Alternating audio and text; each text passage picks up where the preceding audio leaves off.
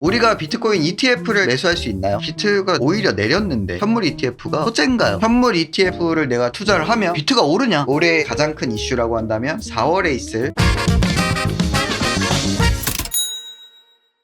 ETF가 승인이 되면 좋은 거냐 나쁜 거냐, 차트 뭐 오르지도 않는데, 이렇게 생각하시는 분들도 있을 것 같아요. 그죠? 익스체인지 트렌디드 펀드, 상장지수 펀드라고 해요. 상장지수 펀드가 뭐냐면 특정 주가 지수를 추종합니다. 골드 ETF 같은 경우에는 금의 가격을 추종하겠죠. 비트 ETF는 그럼 뭐 추종하겠어요? 비트코인의 가격을 추종합니다. 비트코인 가격에 따라서 움직입니다. 그래서 차트가 동일하죠. ETF의 장점은 거래 수수료가 저렴하고 투자 자산으로서 법적 보호를 받습니다. 그리고 세금이 낮아요. 굉장히 이점들이 많이 있죠. 이게 비트가 지금 오히려 내렸는데 현물 ETF가 호재인가요? 장점을 찾아보면 일단 접근성이 쉬워져요. 이거는 굉장히 호재입니다. 핸드폰 어플, 여러분 투자 증권회사 뭐 이런 데서 비트코인에 내가 안전하게 보호를 받으면서 직간접적으로 투자를 할 수가 있죠. 주식 사듯이 문이 커진 거죠. 그리고 ETF가 또 뭐예요? 제도권 상품이죠. 법적으로 보호를 받습니다. ETF는. 비트코인의 본질적인 문제가 뭐였습니까? 신뢰성. 이 신뢰성 문제가 어느 정도 해결이 되는 그런 호재라고 볼 수 있습니다. 이 두 가지, 대중화와 신뢰성에 있어서는 굉장히 큰 호재라고 할 수 있겠습니다. 계속 거절되다가 왜 이번에 승인이 됐는가? 13년, 14년쯤에 민간에서도 이거를 신청한 적이 있어요. 그때부터 한 10년간 계속 거절됐습니다. 근데 SEC가 승인을 안 하고는 안 될 만한 조건 수용들을 이제 한 거예요. 블랙락이라던가 아크인베스트라던가 그레이스케이라던가 이런 거대 투자회사들이 ETF 신청을 하면서 SEC 네가 원하는 거 얘기해, 다 오케이 해줄게를 한 겁니다. 그래서 SEC가 더 이상 거절할 수 없는 상황까지 놓여졌다고 생각합니다. 특별한 이유가 있었다기보다는 승인을 안 해줄 수가 없었다. 다 오케이 하는데 수수료 부분, 현금으로 환원해라, 모든 조건을 다 충족시켰죠. 외신은 이제 ETP라고 하죠. ETF랑은 뭐가 다른가요? 일단 크게 다른 점은 없습니다. 같은 말이라고 생각하시면 되시고, 금, 은처럼 상품으로 구분되는 것들을 프로덕트라고 해서 P를 붙여요. ETP라고 합니다. 근데 ETF와 뭔가 다른 점이 있는 건 아닙니다. 결국에는 상품의 가격을 추종하는 상품이기 때문에 부르는 용어의 차이 정도라고 보시면 되십니다. 그리고 여러분들이 정말 궁금해하실 만한 얘기인데요. 현물 ETF를 내가 직접 투자를 하면 비트가 오르냐? 바른 표현은 비트가 오르면 ETF가 오르는 게 맞습니다. 근데 ETF를 발행하기 위해서는 비트코인 수탁 기관이 반드시 필요해요. 맡아주는 기관이 반드시 필요합니다. 코인베이스가 거의 8개 투자사를 점령을 하고 있죠. ETF에 투자하는 사람들이 많아지고 돈이 많이 들어오면 수탁사가 보관하는 비트코인 개수가 늘어나야 돼요. 왜냐하면 차트라는 걸 운영하기 위해서는 투자사의 마켓 메이킹이 필요해요. 비트코인은 5% 올랐는데 ETF는 1% 오르면 갭이 4%가 발생하죠. 이거에 대한 차이를 줄이기 위해서 마켓 메이킹이 필요해요. 이것만 먹고 빠지려고 하는 세력들이 생기겠죠. 그래서 유동성 공급을 위해서 비트코인을 항시 가지고 있습니다. 투자사에서. 그래서 이거 갭을 계속 없앤단 말이에요. 근데 이거 갭을 없애려면 비트코인을 가지고 있어야겠죠. ETF가 확산되고 돈이 많이 들어오고 사람이 많이 들어오면 이 마켓 메이킹 비용이 늘어납니다. 수탁사가 보관해야 하는 비트코인이 늘어나게 될 거예요. 그렇다는 얘기는 블랙록이라든가 아크인베스트라든가 이런 투자회사들이 이 수탁사에 보관하는 비트코인, 마켓 메이킹을 위한 비트코인 개수가 늘어나게 돼 있습니다. 그러면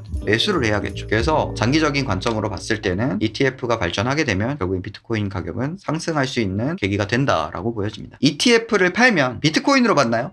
그렇지 않습니다. 비트코인으로 현재는 받을 수 없고 현물 상환만 가능한 상태입니다. 나중에는 뭐 ETF 관련된 상품을 다시 비트코인으로 받을 수 있는 날이 있을 수 있겠지만 아직까지는 불가능하다. ETF 승인 이후 비트의 방향성은 어떻게 될까요? 비트코인의 가장 큰 이슈 중 하나였던 현물 ETF가 승인이 됐습니다. 남아있는 올해 가장 큰 이슈라고 한다면 4월에 있을 반감기 이슈가 있고요. 금리 인하 얘기가 나오면서 달러 약세가 예상이 되고 있기 때문에 그 두 가지가 비트코인에 있어서는 남아있는 가장 큰 호재일 거예요. 그래서 장기적으로 우상향하는 자산임은 맞지만요, 비트코인을 내 전재산 못방을 한다던가 이런 식으로 한다기보다는 비트코인하고 반대로 가는 달러라던가 채권이라던가 해지 자산에도 분배를 함으로써 손실을 최소화할 수 있는 트레이딩을 하는 게 맞다라고 생각합니다.